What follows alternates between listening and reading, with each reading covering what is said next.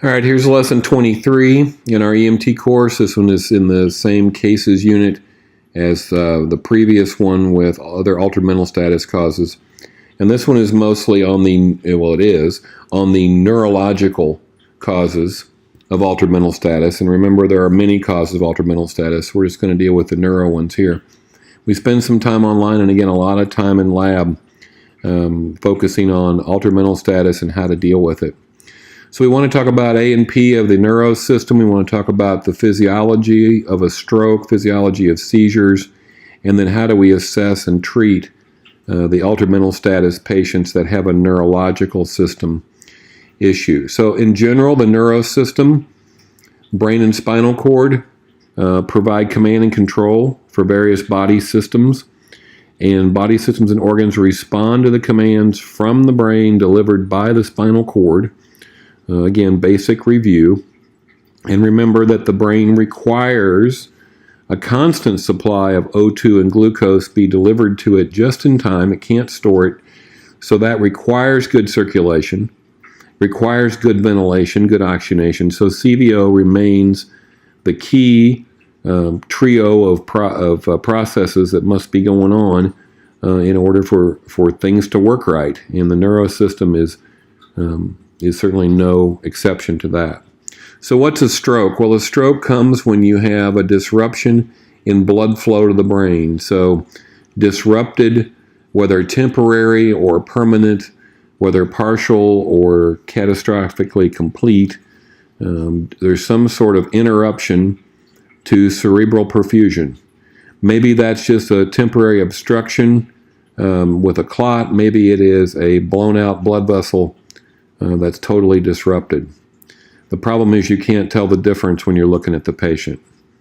So which is which? Well, ischemic stroke, so an obstructed blood flow, either from a clot that formed in a cerebral artery or a clogged up cerebral artery, clogged up with fatty plaque that's deposited there, or maybe even a clamped down cerebral artery. Remember, arteries have muscular walls and they can spasm like any other muscle.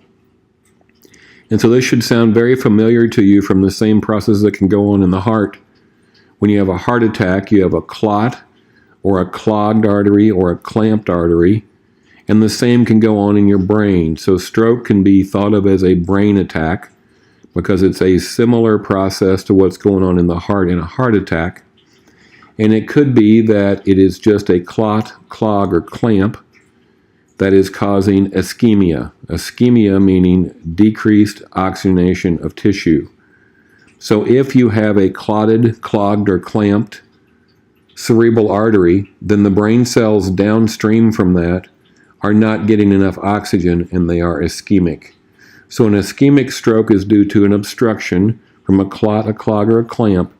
And that is the far and away the most common type of stroke. Anywhere from 80 to 85% of stroke patients are having an obstruction rather than the other version, which is a hemorrhagic stroke. That's a bleed. That's a rupture in a vessel. The disrupted vessel then is not going to provide blood flow downstream to it. What are the risk factors for stroke, whether ischemic or hemorrhagic? Well, they're all the same, and they're the standard risk factors for cardiovascular disease: high blood pressure, hypertension, HTN, high blood pressure, smoking and stimulant use, meth, crack, all those things. And sometimes, particularly with the hemorrhagic strokes, it's just a congenital defect. You were just born with a weakened spot in an artery, an aneurysm forms, and that becomes a hemorrhagic stroke. So same typical risk factors. Then there's a couple of additional things. There's a particular cardiac rhythm disturbance that's very common in older folks called atrial fibrillation. That is also a risk factor for stroke because in atrial fibrillation, the atria are not contracting, they're just quivering, and clots can actually form in the atria, slip into the ventricle, and the left ventricle then pumps them north to the brain. And so atrial fib is a significant risk factor for stroke as well. And a lot of these patients are taking clot preventers known as blood thinners, aspirin, heparin, a number of newer medicines that are out there. So in general, risk factors are the same as for anything else that's cardiovascular related, plus the addition of AFib. So physiologically, that's what's going on. How do we deal with them? What is stroke care? And so this is one of the TCDs. This is a time-critical diagnosis. Time is brain tissue. The faster we get that clot, clog, or clamp dealt with, or that hemorrhagic stroke dealt with, the faster we do it, the sooner we can get blood supply returned to the brain, and brain cells don't like to be without blood supply. So a time-critical diagnosis usually means there's a team and a center involved. So there are stroke teams at stroke centers. And the real time to CAT scan, to CT scan, is what really matters the most. And that's because you can't tell by looking at a patient, whether it's in the field or in the ER. A neurosurgeon, a neurologist can't tell, neither can an EMT. You can't tell what kind of stroke is going on. If it's an ischemic stroke, then there's one set of treatments. If it's a hemorrhagic stroke, there's a whole different set of treatments, and you have to get it right. So that's why we're not doing anything in the field about stroke, because we can't have a CT scan to determine. The CT determines if there is a presence of a bleed. The absence of a bleed with stroke-like symptoms then is assumed to be ischemic, and then they can move ahead with treatment there, either things to bust the clot or to go in and grab the clot. So time to CT is what really matters. We can impact that in the field by helping move the patient urgently to the ambulance, and then do little things that will help that patient move through the ER quickly to the CT scan. The ideal situation is the patient doesn't stop in the ER. They come out of the ambulance and go right to CT, which means then that the patient's registration information, their med list, their allergies, all need to be dealt with. We can do that. And on the ALS side, they need IV access, they need 12 lead EKGs, they need evaluation. So the medics are very busy and moving very rapidly, and we can do a lot to assist with actual patient care by doing things like getting their name written down appropriately, accurately spelled, with a date of birth and last four of their social security number, so they can be registered rapidly and moved over to CT very quickly. Then the other thing that the neurologists want to know, and the neurosurgeons, is their last known well time. So the reason for this is that there are treatments that will be given and performed at the hospital based on windows of time as to how long the stroke's been going on. And in some cases, the difference between 3 hours ago and 6 hours ago will change the way that patient is treated. And those windows of time change, and they're different by different centers. And so I'm not going to waste your time by talking about them, because as soon as I say them, then somebody will change them. But the last known well is a constant there. These windows of time are based on how long has this stroke been going on? When do we know they were okay? When do we think it started? And we can help try to gather that information. So I kind of already said some of this stuff. Probably should have flipped to this slide sooner, but a CT scan, a CAT scan, identifies whether there's bleeding, differentiates the ischemic from hemorrhagic. If it's an ischemic stroke caused by a clot, then they use clot busters called thrombolytics. TPA is an example. Emanase is an example. Names of these medications. These are hospital-delivered medications. They are thrombolytics. Thrombo meaning clot, lytic meaning buster. So these are clot-busting medicines, and they're not real selective. They bust up good clots, and they bust up bad clots. So part of the decision on whether to give thrombolytics in the hospital setting are based on how many good clots are there hanging around. If this patient had a recent GI bleed, a recent fall, recent surgery, that sort of thing. Some high-end stroke centers can do mechanical clot removal. They literally go in to the cerebral artery, grab the clot, and pull it out. It's absolute magic.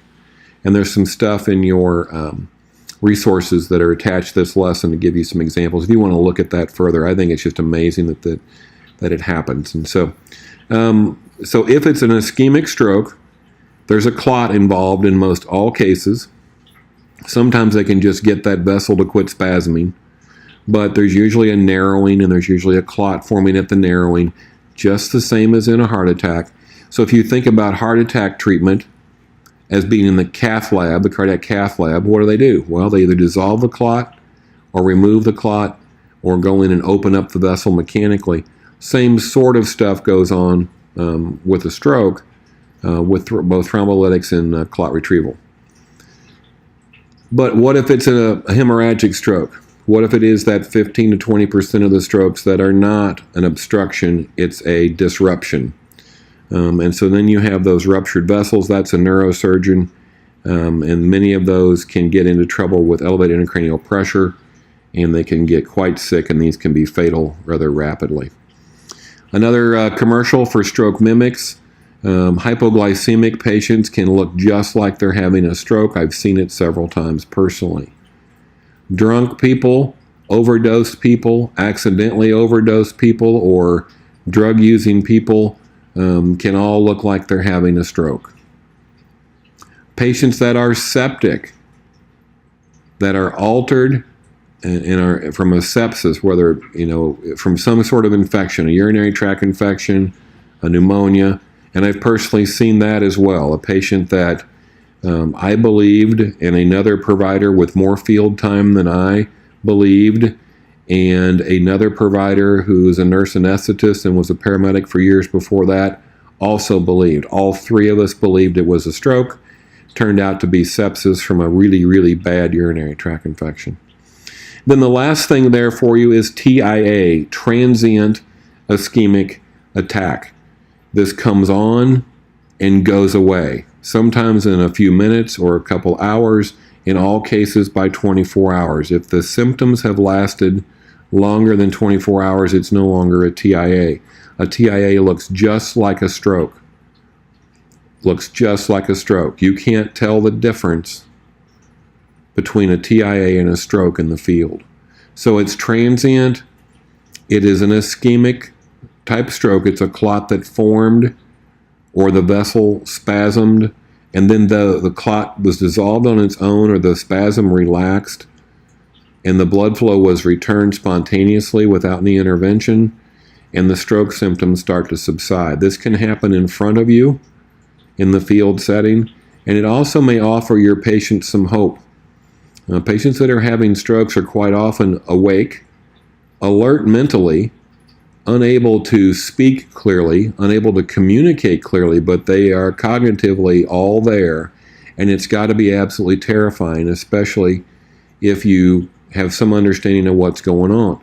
And so I like to use this TIA information as a way to potentially comfort my patient and say, a lot of times these things resolve on their own. There's something called a TIA, and it really is a temporary stroke, and patients do quite well after that. And my mom had one of those and stuff like that, and I think it offers some hope. When I really don't have any treatment to offer, then I can still do patient care even though I can't do actual treatment. So how do we do stroke assessment? Well, the Cincinnati Pre-Hospital Stroke Scale, the CPSS, is the classic one. It's more or less mandated all over the state of Missouri. It's used in lots and lots of places. It was obviously invented in Cincinnati. It has three components. The patient would have slurred speech, they would have a facial droop on one side, and they would have one-sided weakness. One arm or leg or both would be all on the same side. So that facial droop and the one-sided arm or leg weakness would all be on one side. And so the CPSS is not perfect by any means. It's quite simple to administer, and it's trying to detect something quite complex. And so it's got issues. For those of you from that have a background that understand research things, you'll understand sensitivity and specificity. And the CPSS is neither sensitive nor specific enough to be a rule in or rule out. And the problem is that it misses a significant percentage of strokes, and the ones it misses turn out to be more often than not more likely to be critical. So just to be specific here, the Cincinnati Prehospital Stroke Scale is okay on anterior strokes. It's actually pretty darn good, but it's really crappy on posterior circulation strokes. And posterior circulation strokes show up as weak and dizzy, uncoordinated, may or may not have a headache, but they don't have the triad of slurred speech, facial droop, and one-sided weakness as often as their counterparts do. And so if you grow up thinking that, well, I can do a stroke scale, and if my patient passes the stroke scale, doesn't have slurred speech, doesn't have facial droop, doesn't have one-sided weakness, he ain't having a stroke. That's not true. That's not true at all. If it were that easy, we wouldn't need CT scans. So the CPSS you should know, you should be able to administer, you should be able to speak about.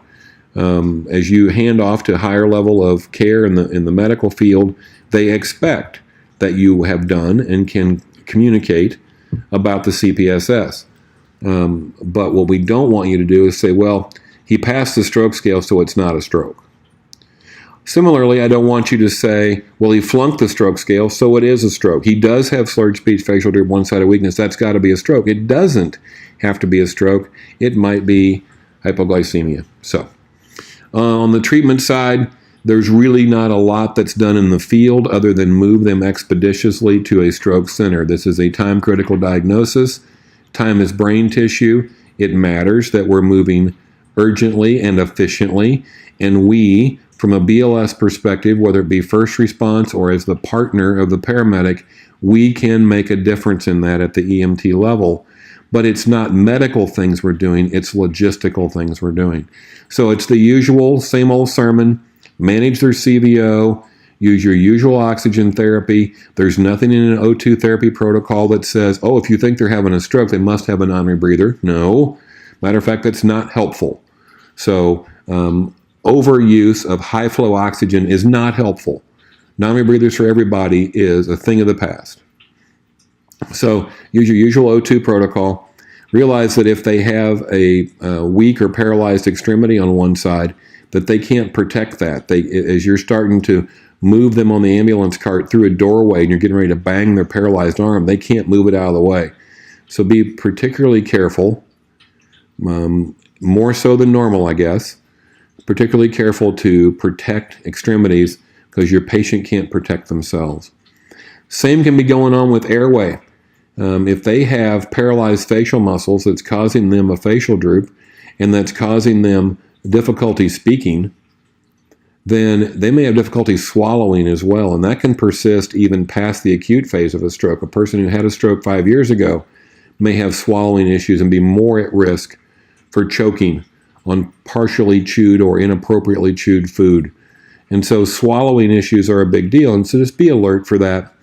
And remember, we're going fast here. Time is brain, and we're going to a stroke center as quick as we can. All right, so the other part of this presentation is just a couple slides and a short discussion on seizures. And we'll put some stuff in your resource document that accompanies your lesson about the various types of seizures. But I wanted to point out that there are numerous causes of seizures. Many of them are causes of altered mental status as well. If we were to ask you to make a list of the causes of altered mental status, you would write down a number of things, and then if I said which of those can cause seizures, you would check off almost all of them. So while seizures are a cause of altered mental status, because the patient immediately post-seizure is in a post-ictal phase, it's called, and they're very confused and they're very altered. But also the seizure causes are many of the same things. So it could be there's a seizure disorder. That's certainly the most common. They have an epilepsy or some other type of seizure disorder. But it can also be brought on by alcohol and drugs, accidental over-medication. Certainly crack and meth can cause seizures. Ecstasy can cause seizures. GHB can cause seizures. All kinds of drugs you put in your system We should always, always, always rule out hypoxia as an issue and blood glucose as an issue. As with any altered mental status patient, same thing holds for seizure patients. It's inexcusable for you to not measure and think about and assess for hypoxia and hypoglycemia in altered mental status or seizure patients. We can do that at the BLS level. They can also be septic. Remember that septic patients don't have to have a fever. Sometimes their temp is low.